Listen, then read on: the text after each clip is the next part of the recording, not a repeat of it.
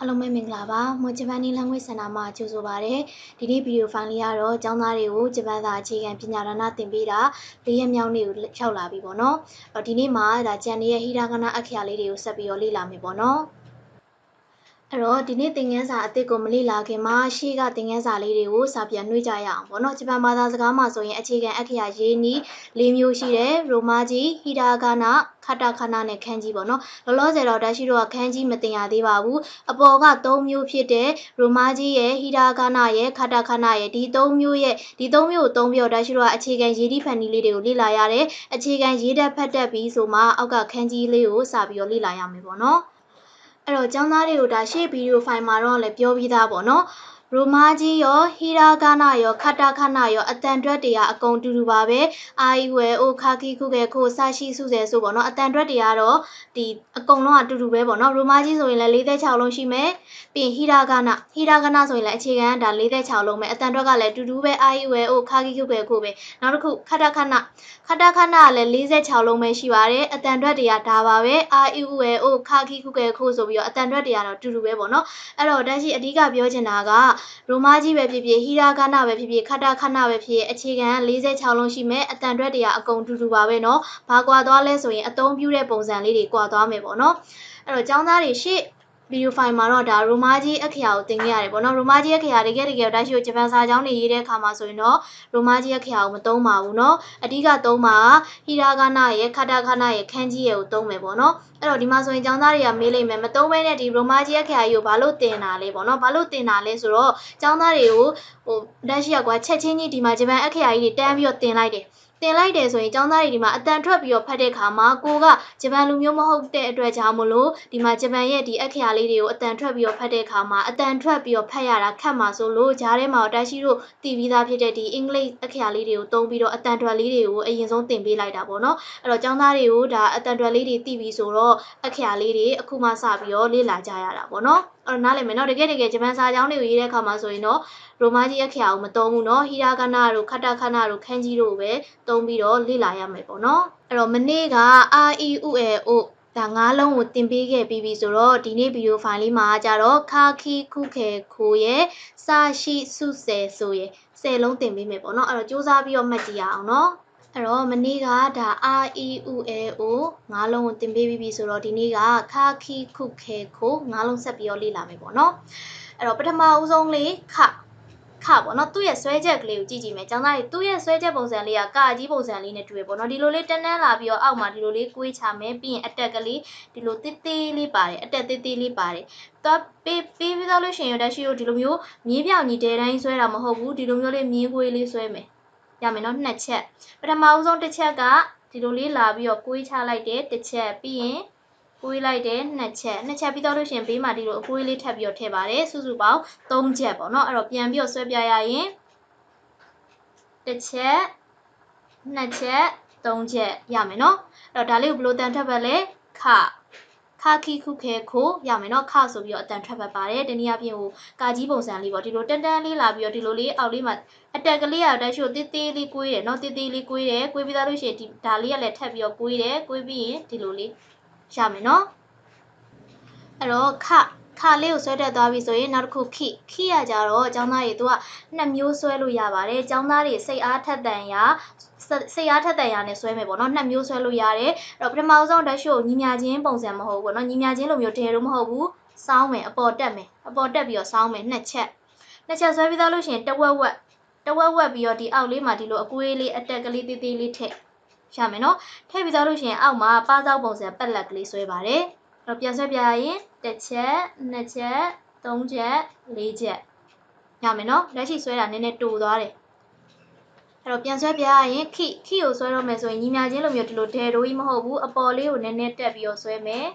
2ချက်ပြီးရင်လဲကောင်မှာတဝက်ဝက်ပြီးရင်ပါးတောက်ပုံစံလေးဒီလိုကွေးလေးပေါ့နော်ပါးတောက်ပုံစံဒီလိုကွေးလေးရမယ်နော်အဲ့တော့ဆွဲချက်ကလေးက4ချက်ရှိပါတယ်ပြန်ဆွဲပြရရင်ညီမြချင်းပုံစံဆွဲမယ်2ချက်ပြီးရင်တဝက်ဝက်မယ်အောက်မှာအတက်ကလေးသေးလေးထည့်ပြီးရင်ဒီလိုအကွေးလေးပြန်ထည့်ရမယ်နော်အစုစုပေါင်း4ချက်ပါ1ချက်2ချက်3ချက် 4ချက်ရမယ်နော်အဲ့တော့ဒါလေးကိုဘယ်လိုအတန်ထွက်ပတ်လဲခိဆိုပြီးတော့အတန်ထွက်ပတ်ပါတယ်အဲ့တော့ဒီမှာဆိုရင်ဒါကျောင်းသားတွေဒီပုံစံလေးကိုဆွဲလိုက်တာဒါဆွဲချက်ကလေးက4ချက်ရှိတယ်ပေါ့နော်ဆွဲချက်ကလေးက4ချက်ရှိတယ်ဒီတိုင်းမဆွဲဘဲနဲ့နောက်ထပ်တစ်နည်းဆွဲလို့ရပါသေးတယ်အဲ့တော့အခုဆွဲပြမယ့်နည်းကကြတော့ဆွဲချက်က3ချက်သေးပဲရှိပါတယ်ဒါလေးကတော့ကွန်ပျူတာလက်ရေးလေးနဲ့ဆင်နေပေါ့နော်အဲ့တော့ကွန်ပျူတာလက်ရေးမှာကြတော့တက်ရှိကိုဒီနှစ်ချောင်းဆွဲလိုက်တယ်ဆွဲပြီးသားလို့ရှိရင်တဝက်ဝက်ပြီးရင်ခုနကဆွဲပြလိုက်တာဒီလိုမျိုးပေါ့နော်အဲ့ဒီတဝက်ဝက်ပြီးရင်ခုနကဆွဲပြတာမျိုးမဟုတ်ဘဲနဲ့ဒီလိုမျိုးတဲလို့တန်းပြီးဆွဲရတတိုင်းရှာမယ်နော်တစ်ချက်နှစ်ချက်တဝက်ဝက်ပြီးတော့ငါပုံသဏ္ဍာန်လေးဆွဲလိုက်တာရမယ်နော်ဒီမှာကွန်ပျူတာလက်ရေးအတိုင်းဆွဲတာပါဒီမှာကြည့်ရမယ်နော်ကွန်ပျူတာလက်ရေးအတိုင်းဆွဲတာပါရမယ်နော်အဲ့တော့ကျောင်းသားတွေကဒီအပေါ်ကဒီလိုမျိုးဆွဲချက်တစ်ချက်နှစ်ချက်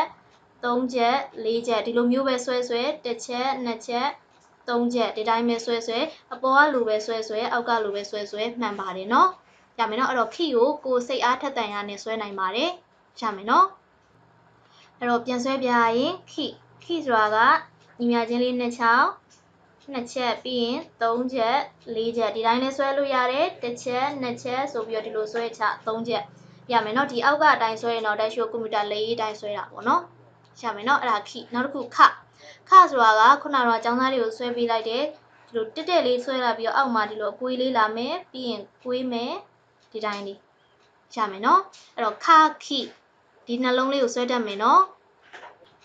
နောက်တစ်ခုကကြတော့ခုဒါလေးကတော့အရန်လွယ်တယ်ကျောင်းသားကြီးဆွဲတတ်တယ်လက်ရှိကိုငငယ်တော့လေ less than တို့ greater than တို့အဲ့လိုပုံစံလေးဆွဲချက်ကတစ်ချက်တည်းပဲဇက်တိုက်ဆွဲတာမို့လို့တစ်ချက်တည်းပဲဒီလိုဇက်တိုက်ဆွဲတာမို့လို့ဆွဲချက်ကလေးကတစ်ချက်တည်းပါပဲရမယ်နော်ဒီမှာလေးကိုတက်ရှိရလေဒီအခရာလေးဆိုရင်တော့ဆွဲချက်က2ချက်ရှိရဒီအခရာလေးဆိုရင်တော့ဆွဲချက်က3ချက်ဒီအခရာလေးဆိုရင်တော့ဆွဲချက်က4ချက်ဆိုတာအဲ့ဒါအလကားအပူပြောတာမဟုတ်ဘူးเนาะကျောင်းသားတွေဒါအခရာတွေကိုနီးစနစ်ကြကြနဲ့မှန်မှန်ကန်ကန်ဆွဲတတ်ဖို့တေချာလေးပြောပြနေရเนาะအဲ့တော့ဒါလေးဆိုရင်ဆွဲချက်ကတစ်ချက်သေးပါပဲရမယ်เนาะခုဒါလေးကိုဘယ်လိုတန်ထွက်ပါလဲခုရမယ်เนาะအဲ့တော့နောက်တစ်ခုပြီးသွားလို့ရှိရင်ခဲခါခီခုခဲကကြတော့ तू ကတက်ရှိကိုတိုင်လေးနှစ်ခုကိုထောင်လိုက်တာပေါ့เนาะဒီလိုတိုင်လေးကိုမမတ်ထောင်ပြီးရင်ဒီမှာအောက်မှာအကွေးသေးသေးလေးအတက်ကလေးထည့်လိုက်တာဒီလိုအတက်ကလေးသေးသေးလေးထည့်ပြီးသွားရင်နှုတ်လက္ခဏာပုံစံလေးဆွဲမယ်ပြီးရင်အကွေးလေးကွေးချမယ်ရမယ်နော်ပထမဆွဲချက်ကဒီမှာကတိုင်ကအဖြောင်မှာနောက်ကဆွဲချက်ကတိုင်ကအကွေးပါအဲ့တော့ဒီမှာဒါလေးကိုဆွဲတဲ့အခါမှာကျောင်းသားတွေဒီအောက်လေးကညီနေရမယ်အပေါ်လေးကလည်းညီနေရမယ်ပေါ့နော်ရမယ်နော်အဲ့တော့ခဲဆိုတော့တက်ခဲပုံစံလေးတိုင်လေးထောင်ထားတာပေါ့နော်ရမယ်နော်ပြန်ဆွဲပြရင်တစ်ချက်ဒီမှာအောက်မှာအတက်ကလေးသေးသေးလေးပါပါတယ်တစ်ချက်နှစ်ချက်3ချက်ပထမတိုင်လေးကိုဖြောင်နေအောင်ဆွဲမယ်ဒုတိယတိုင်လေးကိုကြတော့ကွေးပြီးတော့ဆွဲပါမယ်ရမယ်နော်ခဲခါခီခုခဲရမယ်နော်အဲ့တော့နောက်တစ်ခုကကြတော့ခိုးကကြတော့တက်ရှိလို့လေဂွင်းစဂွင်းပိတ်ပေါ့နော်အပေါ်လေးတန်းလေးဆွဲမယ်အတက်ကလေးသေးသေးလေးပါမယ်ဒီလိုအတက်ကလေးသေးသေးလေးပါမယ်ပါပြီးတော့လို့ရှိရင်အောက်မှာပါသောက်ပုံစံလေးဒီလိုလေးဝိုက်ချတာဆွဲချက်က2ချက်သေးပဲအပေါ်မှာ1ချက်ဆွဲအောက်မှာ1ချက်ဆွဲရမယ်နော်ဆွဲချက်က2ချက်သေးပါဒါလေးကိုဘယ်လိုတန်ထွက်ပတ်လဲခိုးဆိုပြီးတော့အတန်ထွက်ပတ်ပါတယ်ရမယ်နော်ခါခိခုခဲခိုးဆွဲချက်က2ချက်သေးနော်အပေါ်1ချက်အောက်1ချက်ရမယ်နော်အဲ့တော့ဒီခါခိခုခဲခိုး၅လုံးလေးကိုပြန်နှွေးကြည့်ရအောင်ခဆိုတာကတိုက်ရှို့တက်လေးဆွဲပြီးတော့အောက်မှာအတက်ကလေးသေးသေးလေးပါမယ်ပြီးရင်ကွေးမယ်ကွေးပြီးရင်ဒီဘက်မှာအဝိုင်လေးထည့်ရမယ်နော်ဆွဲချက်ကဘယ်နှချက်လဲ3ချက်1ချက်2ချက်3ချက်ရမယ်နော်နောက်တစ်ခုခိကကြတော့ပုံစံ2မျိုးနဲ့ဆွဲလို့ရတယ်ပေါ့နော်တိုက်ရှို့ညီမချင်းလေးကိုအပေါ်လေးထောင်မယ်ပြီးရင်တဝက်ဝက်မယ်ပြီးရင်အောက်မှာပတောက်ပုံစံလေးထည့်မယ်ဒီတိုင်းလေးလဲဆွဲလို့ရသလိုနောက်တစ်ခုကကြတော့1ချက်2ချက်3ချက်ဒီတိုင်းနဲ့ဆွဲလို့ရပါတယ်ဘလို့ဆွဲမှန်ပါတယ်เนาะနောက်တစ်ခုခုဆိုတာကဒါ less than တို့ greater than တို့ပေါ့เนาะဒီလိုမျိုး less than တို့ greater than တို့အဲ့လိုပုံစံလေးဆွဲလိုက်ပြီးပါပြီခဲဆိုရင်တိုင်လေးထောင်မယ်ပေါ့เนาะပထမမြင်းတိုင်လေးကကြတော့မတ်လေးထောင်ပြီးတော့အောက်မှာအတက်ကလေးသေးသေးလေးဒီလိုလေးပါမယ်ပေါ့เนาะပြီးရင်ဒီဘက်မှာအနှုတ်လက္ခဏာလေးဆွဲမယ်ပြီးရင်ကွေးချမယ်ရမယ်เนาะဒီမှာဆိုရင်ကျောင်းသားတွေအပေါ်လေးနဲ့အောက်လေးနဲ့ညီနေရမယ်เนาะနောက်တစ်ခုခိုးကကြတော့ဂွင်းစဂွင်းပိတ်ပုံစံလေးပေါ့နော်ဂွင်းစလေးရဲ့အောက်ကကြတော့အကွေးလေးဂွင်းပိတ်လေးရမယ်နော်ခါခီခုခဲခိုးဒီ၅လုံးကိုဆွဲတတ်မယ်နော် အဲ့တော့ဆွဲတတ်ပြီဆိုရင်ကျောင်းသားတွေအခုအကျန်းစာအုပ်လေးထဲမှာတက်ရှိရဲ့ဗီဒီယိုဖိုင်လေးကိုကြည့်ပြီးတော့အခရာလေးတွေလိုက်ဆွဲလိမ့်မယ်လို့ထင်တယ်ပေါ့နော်ဆွဲတတ်ပြီဆိုရင်မနေ့ကသင်ပေးခဲ့တဲ့အာယူဝဲအို၅လုံးရဲ့အခုသင်ပေးလိုက်တဲ့ခါခိခုခဲခို၅လုံးရဲ့ပြန်ပြီးတော့ဆွဲကြည့်ပါအောင်တူလိုက်ဆွဲကြည့်မယ်ပေါ့နော်အခုကျန်းစာအုပ်လေးထဲမှာလိုက်ဆွဲကြည့်ပါအဆိုတာကအနှုတ်လက္ခဏာပုံစံလေးဆွဲမယ်ပြီးရင်ခွင်းစာလေးဆွဲလိုက်တယ်ပြီးရင်ဒီလိုလေး white ချတယ်ပေါ့နော်ဒါလေးကပြီးရင် e ဆိုတာကခွင်းစာခွင်းပိတ်ဥဆိုရင်နရွက်ပုံစံလေးဆွဲတယ်အဲဆိုရင် h ပုံစံလေးဆွဲတယ်ပိုကကြတော့တက်ရှိကိုအပေါင်းလက္ခဏာပုံစံလေးဆွဲလိုက်တာပေါ့နော်ပြီးရင်ဘိုင်လေးကိုပူပူလေးအိုးအိုးလေးဆွဲတာရမယ်နော်ဒါက r e u l o ရမယ်နော်အဲ့တော့ r u l o ပြီးသွားလို့ရှိရင်ခါခိခုခဲခိုခဆိုတာကတန်းတန်းလေးဆွဲမယ်အောက်မှာအတက်ကလေးတေးသေးလေးပါမယ်ပြီးရင်ဒီလိုလေးကိုွေးချမယ်ပြီးရင်ဒီဘက်မှာအတက်ကလေးပြန်ထည့်မယ်ပြီးရင်ခိဆိုတာကနှစ်ချောင်းလေးထောင်လိုက်တယ်ပြီးရင်ဒီလိုလေးကိုွေးချမယ်ပေါ့နော်ရပြီနော်ဒီလိုမျိုးလဲဆွဲလို့ရတယ်လို့နောက်တစ်ခုကတက်ရှိကွန်ပျူတာလက်ရေးအတိုင်းလေးပဲဒီလိုလေးဆွဲလဲမှန်ပါတယ်ရမယ်နော်ဒါလေးကခိရမယ်နော်နောက်တစ်ခုကကြတော့ခုဆိုတာက less than တို့ greater than တို့ခဲဆိုရင်တိုင်လေးထောင်မယ်တခဲလေးကိုတိုင်လေးထောင်ထားတာပေါ့နော်အဲ့တော့ပထမဆွဲတဲ့မြင်းချောင်းလေးကကြောင့်ဖြောင်းလေးပြီးရင်ဒီလိုအတက်ကလေးသေးလေးပါမယ်ပြီးရင်အနှုတ်လက္ခဏာလေးဆွဲလိုက်မယ်ပြီးရင်ကိုွေးချမယ်ရမယ်နော်ပထမတိုင်လေးကကြတော့ဖြောင်းမယ်နောက်တစ်တိုင်ကကြတော့ကိုွေးပါမယ်ရမယ်နော်ခိုးဆိုတာကကြတော့အပေါ်မှာခွင်းစာအောက်မှာခွင်းပိတ်ရမယ်နော်အဲ့တော့ဒီမှာလေးကျောင်းသားတွေခိုးဆွဲတဲ့အခါမှာတချို့ကျောင်းသားတွေဆွဲကြတာပေါ့နော်ဒီမှာဒီလိုကြီးဆွဲပြီးရင်ဒီလိုကြီးအဲ့လိုမျိုးကြီးတွေမှားတယ်နော်ဒီမှာကြည့်ခိုးကြီးအပေါ်နဲ့အောက်နဲ့ဆက်လားမဆက်ဘူးနော်တခြားစီပဲနော်မဆက်ဘူးနော်လိုလေးဆွဲအတက်ကလေးသေးသေးလေးပဲထည့်ပြီးရင်ဒီလိုလေး white ချမယ်နော်ဒီတိုင်းလေးဆွဲမယ်နော်အဲ့တော့ဒီဟာလေးကိုရပြီဆိုရင်နောက်ထပ်စာရှိစုဆဲဆို၅လုံးထပ်ပြီးတော့လေ့လာကြမယ်ပေါ့နော်စူးစမ်းပြီးတော့မှတ်မယ်နော်အဲ့တော့ခါခိခုခဲခိုးပြီးရင်နောက်ထပ်စာရှိစုဆဲဆိုအဲ့တော့စကြတော့လေကျောင်းသားတွေအခုနောက်ဓာတ်ရှိသင်ပေးလိုက်တဲ့ခိကိုရပြီဆိုရင်စအော်တိုရပါတယ်ခိမှာတော့မြင်လားညီမချင်းပုံစံလေးကိုအချောင်းလေးကနှစ်ချောင်းဆွဲတာပေါ့နော်အခုဒီမှာစကြတော့တစ်ချောင်းနဲ့ပဲဆွဲတာပါအဲ့တော့ဆွဲချက်ကလေးကိုကြည့်ကြအောင်ပေါ့နော်ဒီလိုမျိုးဒဲတိုင်းမဟုတ်ဘူးအပေါ်ကိုစောင်းမယ်စောင်းပြီးတော့လို့ရှိရင်တဝက်ဝက်ပြီးတော့လို့ရှိရင်အောက်မှာအတက်ကလေးသေးသေးလေးဒီလိုလေးကွေးပြီးတော့လို့ရှိရင်ဒီတိုင်းလေးဆွဲတာပါရမယ်နော်တစ်ချက်နှစ်ချက်သုံးချက်ရမယ်နော်ဒါလေးကိုဘယ်လိုတန်ထွက်ဖက်လဲစခိတော့ကြတော့ညီမချင်းပုံစံအချောင်းလေးကနှစ်ချောင်းပေါ့နော်ရမယ်နော်စကြတော့တစ်ချောင်းနဲ့ပါအဲ့တော့နောက်တစ်ခုပြောချင်တာကစကိုတက်ရှိလို့အခုသင်ပေးလိုက်တဲ့အတိုင်းပေါ့နော်ဒီလိုမျိုးပုံစံလေးမဆွဲဘဲနဲ့ခုနလိုမျိုးဒီလိုမျိုးပေါ့နော်ဒီလိုမျိုးဆက်ပြီးတော့ဆွဲလဲမှန်ပါတယ်စကိုဒီလိုမျိုးဆက်ပြီးတော့ဆွဲလဲမှန်ပါတယ်ရမယ်နော်အဲ့တော့ပြန်ပြောရရင်ခိဆိုရင်အချောင်းလေးကနှစ်ချောင်းပေါ့နော်အချောင်းလေးကနှစ်ချောင်းဒီလိုလေးလဲဆွဲလို့ရတယ်လို့နောက်တစ်ခုကကွန်ပျူတာလက်ရေးပုံစံဒီတိုင်းလေးလဲဆွဲလို့ရပါတယ်နောက်တစ်ခုစဆိုတာကအချောင်းလေးကတစ်ချောင်းလေးပဲရမယ်နော်ဒီလိုပုံစံလေးလဲဆွဲလို့ရပါတယ်ဘလို့ဆွဲမှတ်နေပေါ့နော်အကြောင်းသားတွေစိတ်အားထက်တန်ရာကိုအားတန်ရာနဲ့ဆွဲပါရမယ်နော်ဒီမှာပြောချင်တာဒီလိုမျိုးအတက်ကလေးကဒီမှာတေးသေးလေးပါတယ်နော်အတက်ကလေးတေးသေးလေးပါတယ်နော်ရမယ်နော်ရှိရတော့အရန်လွယ်တယ်ကျောင်းသားတွေအင်္ဂလိပ်အခရာအန်ပုံစံဒါပေမဲ့အန်လိုမျိုး4000ပြီးတော့မကြဘူးသူကထီးကောက်ပုံစံကို့မှာထီးကောက်လေးရှိတယ်ပေါ့ထီးကောက်ပုံစံဒီလိုလေးကွေးသွားတာပါကို့မှာထီးကောက်လေးရှိတယ်ဆွဲချက်ကတစ်ချက်တည်းပဲဒဲတို့တန်းပြီးတော့လာတာရှိရမယ်နော်ဒဲတို့တန်းပြီးတော့လာတယ်အောက်ပိုင်းလေးကကွေးသွားတယ်ကို့မှာထီးကောက်လေးရှိတယ်ရှိရမယ်နော်ကို့မှာထီးကောက်လေးရှိတယ်ပေါ့ရှိဒီမှာထီးကောက်ပုံစံလေးကောက်လေးရမယ်နော်အဲ့တော့စရှိစုနောက်တစ်ခုကကြတော့စုဆိုတဲ့စကားလုံးလေးအဲ့တော့ဆွဲချက်ကလေးကိုကြည့်ကြအောင်ပေါ့နော်သူ့ကိုတစ်ချက်ဆွဲပြီးသားလို့ရှိရင်လည်းရှုအပေါင်းလက္ခဏာပုံစံဒဲရိုးလာပြီးတော့ဒရဇက်ဆွဲမှာအပေါင်းလက္ခဏာပုံစံဒဲရိုးလာမှာတစ်ချက်အပေါင်းလက္ခဏာပုံစံဒဲရိုးလာပြီးတော့ဒီမှာ6ပုံစံလေးဒီလိုလေးကွေးချတာရမယ်နော်လက်ရှုဒီအင်္ဂလိပ်အခရာပေါ့နော်6ပုံစံလေး6ပုံစံလေးကွေးတာပါကွေးတာကြီးကလေကျောင်းသားတွေဒီမှာတက်ရှိဆွဲပြမယ်တစ်ချက်ကွေးတာကြီးကဒီလိုကြီးတွေအဲ့လိုမျိုးကြီးမဟာရယာကြီးအကြီးတော့မကွေးနဲ့နော်ကိုဆွဲတဲ့အခရာလေးနဲ့နည်းနည်းစင်ပြအောင်လေးတင့်တော်သလိုလေးဆွဲပဲပေါ့နော်ဒီလိုမျိုးကြီးပြူးပြဲနေအောင်ဒီလိုကြီးအကြီးကွေးချလို့မရအောင်နော်အကြီးမဆွဲနဲ့နော်နည်းနည်းသေးပြီးတော့ဆွဲပေးပါမယ်အဲ့တော့ပြန်ဆွဲပြရင်အနှုတ်လက္ခဏာပုံစံလေးဆွဲမယ်အပေါင်းလက္ခဏာပုံစံဒဲရိုးလေးလာပြီးတော့ဒီလိုလေး white ပြီးတော့ကွေးချမယ်ပေါ့နော်ဒါလေးကိုဘယ်လိုတန်ထွက်ဖက်လဲစုဆိုပြီးတော့အတန်ထွက်ဖက်ပါတယ်တနည်းအားဖြင့်ကိုယ့်ဘက်ကိုစုမှာအဲ့တော့ဒီမှာ တစ်ချက်နှစ်ချက်ဆိုပြီးတော့ဒီမှာကိုယ့်ဘက်ကိုကွေးသွားမှာကိုယ့်ဘက်ကိုစုလာမှာရမယ်နော်ရမယ်နော်ကိုယ့်ဘက်ကိုကွေးလာမယ်ကိုယ့်ဘက်ကိုစုသွားမယ်ရမယ်နော်အဲ့တော့ဒါလေးကစရှိစုပြီးသွားလို့ရှင်ဆဲရကြတော့ကျောင်းသားကြီးဒါပထမဦးဆုံးအနှုတ်လက္ခဏာပုံစံလေးဆွဲပါတယ်အနှုတ်လက္ခဏာပုံစံလေးဆွဲတယ်ဆွဲပြီးသားလို့ရှိရင်တစ်ချောင်းဝင်တယ်တစ်ချောင်းပြန်ထွက်ပါတယ်အဲ့တော့ဆဲဆိုရင်ကွာတစ်ချောင်းဝင်တယ်တစ်ချောင်းထွက်တယ်လို့မှတ်ဒီမှာအနှုတ်လက္ခဏာပုံစံလေးဆွဲပြီးဒီမှာတစ်ချောင်းကဝင်လာတာပြီးရင်ဒီမှာတစ်ချောင်းကပြန်ပြီးတော့ထွက်သွားတာဒီမှာထွက်တာကိုဆွဲတဲ့အခါမှာဝင်တာဒီလောက်လောက်မှာเนาะကျောင်းသားတွေထွက်တယ်ဆိုရင်ဒါလေးကဒီလိုလေးဆွဲပြီ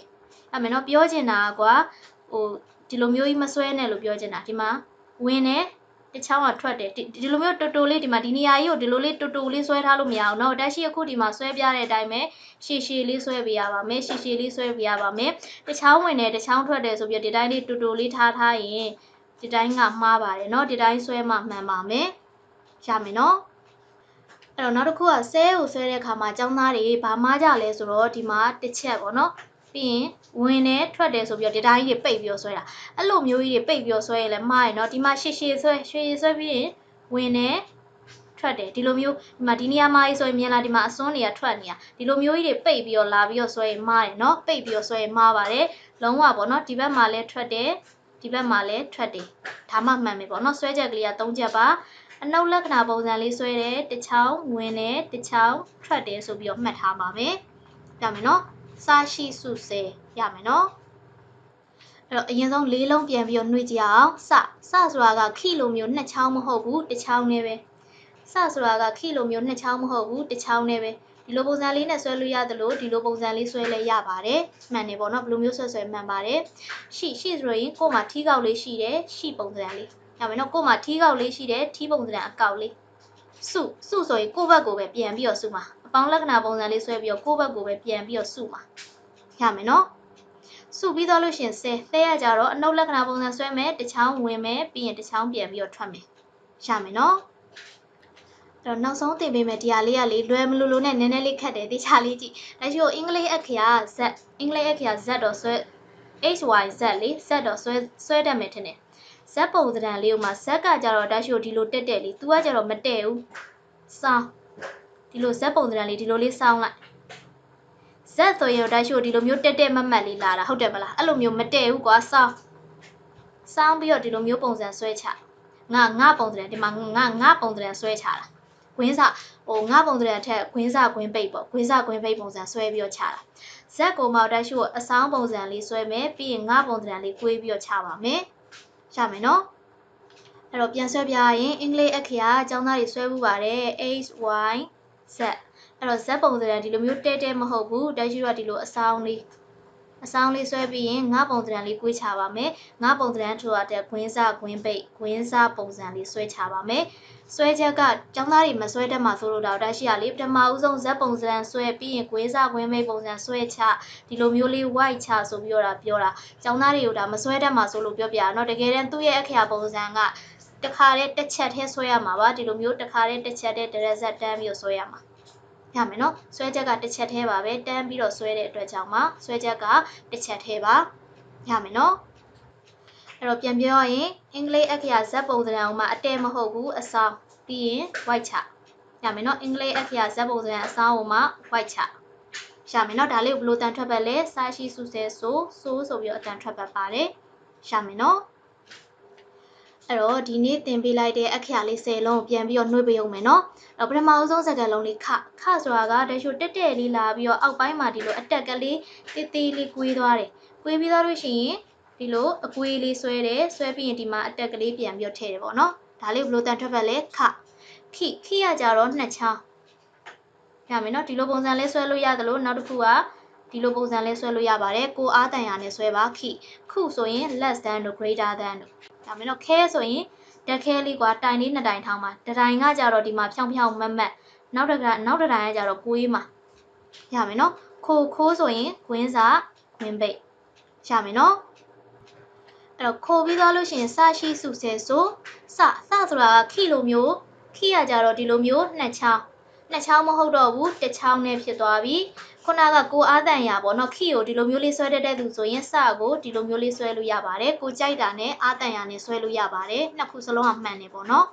ရှိရကြတော့ကို့မှာထီးကောက်လေးရှိတယ်ထီးကောက်ပုံစံလေးထီးကောက်လေးရှိတယ်ရှိရကြတော့ထီးကောက်လေးရမယ်နော်အဲ့တော့ရှိပြီးသွားလို့ရှိရင်စုကကြတော့ကိုယ့်ဘက်ကိုလာပြီးတော့စုမှာအပေါင်းလက္ခဏာပုံစံလေးဆွဲပြီးတော့ကိုယ့်ဘက်ကိုစုသွားမှာကိုယ့်ဘက်လေးကိုဒီလိုကိုးပုံတရံလေးကွေးသွားမှာရမယ်နော်ကိုးပုံတရံလေးဒီလိုလေးကွေးသွားမှာရမယ်နော်စာရှိစုပြီးတော့လို့ရှိရင်ဆဲရကြတော့တစ်ချောင်းဝင်မယ်တစ်ချောင်းပြန်ပြီးတော့ထွက်ပါမယ်ရမယ်နော်ဆဲရကြတော့တစ်ချောင်းဝင်မယ်တစ်ချောင်းထွက်ပါမယ်ရမယ်နော်ဆဲပြီးတော့လို့ရှိရင်ဆိုကကြတော့ဇက်အဆောင်လေးအပေါ်လေးကိုတက်ဇက်လေးကိုစောင်းပြီးရင်ကွင်းစဇက်လေးကိုစောင်းမယ်ပြီးရင်ကွင်းစလေးတန်းပြီးတော့ဆွဲလိုက်ရမယ်နော်ဒီလိုကွင်းစကွင်းပိတ်ပုံစံလေးပေါ့နော်ကွင်းစကွင်းပိတ်ပုံစံလေးအောက်ပိုင်းလေးရကြတော့ဒီလိုမျိုးကွင်းစကွင်းပိတ်ပုံစံလေးဒီလိုလေးကွေးချလိုက်တာပေါ့နော်ဇက်အဆောင်ပုံစံလေးဆွဲမယ်ပြီးရင်ကွင်းစပုံစံလေးကွေးချလိုက်ရမယ်နော်ဒါလေးဘယ်လိုတန်ထွက်ပတ်လဲဆိုပြီးတော့တန်ထွက်ပတ်ပါတယ်ရမယ်နော်အဲ့တော့စာရှိစုဆဲဆိုရမယ်နော်အဲ့တော့ဒီနေ့သင်ပေးလိုက်တဲ့အခရာလေး10လုံးကိုပေါ့နော်ကျောင်းသားတွေကဒါဆွဲချက်မှန်ကန်လေးနဲ့တေချာလေးအလွတ်ရအောင်ပေါ့နော်အလွတ်ရတဲ့အထိကိုလေ့ကျင့်ပေးပါရမယ်နော်အလွတ်ရအောင်တေချာလေးအကျန်းထဲမှာခောက်ပေါင်းများစွာရေးပြီးတော့လေ့ကျင့်ထားမယ်ပေါ့နော်အဲ့တော့ဒီအခရာလေးကိုဒါဒီနေ့နဲ့ဆိုရင်မနေ့ကအာယူဝဲဟိုက9လုံးဒီနေ့10လုံးထပ်ပြီးတော့သင်ပေးလိုက်တာဆိုတော့စုစုပေါင်း15လုံးရှိသွားပြီပေါ့နော်ဒီ15လုံးလေးကိုကအကျန်းစာအုပ်လေးထဲမှာအလွတ်ရအောင်လေ့ကျင့်ပြီးပြီဆိုရင်တက်ရှိနဲ့တူတူရိုမာကြီး46လုံးရဲ့အတန်တွက်လေးတွေပြန်ပြီးတော့ဆိုကြည့်ကြမယ်ပေါ့နော်အဲ့တော့ကျောင်းသားတွေကိုပြောပြီးသားနော်ရိုမာကြီးပဲဖြစ်ဖြစ်ဟီရာဂါနာပဲဖြစ်ခတာခနာပဲဖြစ်အခြေခံတော့46လုံးပဲရှိတာပါအဲ့တော့အတန်တွက်လေးဆိုကြည့်ကြမယ်အာအီဥအေအိုခါခီခုခဲခိုစာရှိစုဆဲဆိုတချိအဲ့တော့ဒီမှာအပေါ်မှာကျတော့ရှိကို့မှာကားတွေရှိတာပေါ့ကားတွေဆိုင်ကယ်တွေရှိတယ်ပေါ့ငါ့မှာကားတွေဆိုင်ကယ်တွေရှိတယ်ရှိဒီမှာချိရကြတော့ကောင်မလေးကနေမကောင်းဘူးအားရင်ချိနဲ့နေရအဲ့လိုမျိုးချိပေါ့နော်တချိစစ်ဒီမှာစစ်ကိုဆိုတဲ့အခါမှာကျောင်းသားတွေသွားလေးစီပြီးတော့ဆိုပါသွားစီပြီးတော့စစ်လို့ဆိုလိုက်တဲ့အခါမှာအထဲထဲရှာလေးကသူ့လိုလှုပ်သွားလိမ့်မယ်ပေါ့နော်တချိစစ်ရမယ်နော်တချိစစ်တဲ့တို့နာနီနုနေနိုဟာဟီဖုဟဲဟိုမာမီမှုမဲမိုရာရှုယောရာရီရုရဲရိုဝါအိုအွန်ရမယ်နော်ဝါအိုအွန်ရမယ်နော်အဲ့တော့ဒီမှာဆိုရင်လေကျောင်းသားတွေနောက်တစ်ခုကဘယ်လိုလေးအတန်ထွက်လေးကိုပေါ့နော်ဘယ်လိုမျိုးထပ်ပြီးတော့လေ့ကျင့်စေခြင်းလဲဆိုတော့ကျောင်းသားတွေဒီမှာအာအီဥအေအိုလိုင်းရဒီမှာ9လိုင်းပေါ့နော်9လိုင်းရှိပါတယ်အဲ့တော့ဒီမှာတစ်လိုင်းချင်းစီမှာဆိုရင်သူ့နဲ့တက်မှာပေါ့နော်အဆိုရင်ဒီမှာအကုန်လုံးကအာနဲ့တနန်ဣဆိုရင်ဣနဲ့တနန်အဲ့လိုမျိုးပေါ့နော်အတန်တွက်လေးလေ့ကျင့်ကြည့်ပါဒီမှာဆိုရင်အာပြီးသွားလို့ရှိရင်အခါစာတာနာအမှတစ်ဖြတ်ဖြတ် KSTN ဆိုတော့တစ်ဖြတ်ဖြတ်အခါစာတာနာပြီးရင် HMYR ဟာမာယာရာဝရမယ်နော်အနောက်ကအွန်းကတော့တက်ရှိရချွင်းချက်ပေါ့နော်ရမယ်နော်ဒီမှာဆိုရင်အဆိုကြည့်နော်ဒီတိုင်းလေးရောအတန်တွက်လေးလေ့ကျင့်ကြည့်ပါနော်အခါစာတာနာဟာမာယာရာဝရမယ်နော်အနောက်ဆုံးကတော့ရမယ်နော်အတိုင်းလေးအတန်တွက်လေးလေ့ကျင့်ကြည့်ပါနောက်တစ်ခုကကျတော့ကကျတော့ခေရှိချီနိခေရှိချီနိမှာဒီမှာတစ်ဖြတ်ဖြတ်ခေရှိချီနိပြီးရင်ဟီမီရိရမယ်နော်ရပြီဆိုနောက်တစ်ခုဥလိုင်းမှာကျတော့ဥခုစုစစ်နုရမယ်နော်နုမှာတစ်ဖြတ်ဖြတ်ဥခုစုစစ်နုဒီမှာဆိုရင်လည်းချောင်းသားကြီးနည်းနည်းတော့ကိုကခုမှဒါဂျမန်ဘာသာစကားကိုစပြီးတော့လေ့လာရတာလေအတန်တွက်တွေကလည်းမရင်းနှီးသေးဘူးဆိုတော့နည်းနည်းဆိုရတာအခက်တွေ့လိုက်မယ်နေ့တိုင်းတက်ရှိနဲ့တူဗီဒီယိုဖိုင်လေးကြည့်ပြီးတော့ဆိုပေးလိုက်မယ်ဆိုရင်နောက်ပိုင်းမှာသူ့လိုလွတ်ရသွားလိမ့်မယ်လောလောဆယ်တော့ကြည့်ပြီးတော့ဆိုနိုင်နေဆိုရင်ပဲရပြီပေါ့နော်အဲ့တော့ဥခုစုစနုပြီးရင်ဖူမူယူရုရမယ်နော်ဖူမူယူရုရမယ်နော်ရပြီဆိုရင်နောက်တစ်ခုအဲလိုင်းရကြတော့အေခဲစေတေနေမှာတစ်ဖြတ်ဖြတ်အေခဲစေတေနေအဲလိုင်းဆိုရင်အေခဲစေတေနေပြီးရင်ဟဲမဲရဲရမယ်နော်ရပြီဆိုရင်နောက်တစ်ခုအိုလိုင်းအိုခိုဆိုတိုနိုဒီမှာနိုမှာတစ်ဖြတ်ဖြတ်အိုခိုဆိုတိုနိုပြီးရင်ဟ မိုဒီမှာတော့ဟိုယိုလို့မဖတ်ဘူးပေါ့နော်တက်ရှိုရာယူယောလို့ဖတ်ပေးပါမယ်ဟိုမိုယောရိုအိုဟိုမိုယောရိုအိုရမယ်နော်အဲ့နောက်ဆုံးတစ်ခေါက်ละအာခာစာတာနာနာမှာတစ်ဖြက်ဖြက်အာခာစာတာနာပြီးရင်ဟာမာယာရာဝရမယ်နော်ဟာမာယာရာဝဟာမာရမယ်ပေါ့ဇက်ကဟာပြီးတော့စိုးနေမှာရမယ်ဟာမာယာရာဝပြီးရင်ဤခေရှိချီနိမှာတစ်ဖြက်ဖြက်ဤခေရှိချီနိဟီမီရိရမယ်နော်ဟီမီရိပြီးရင်ဥခုစုစနု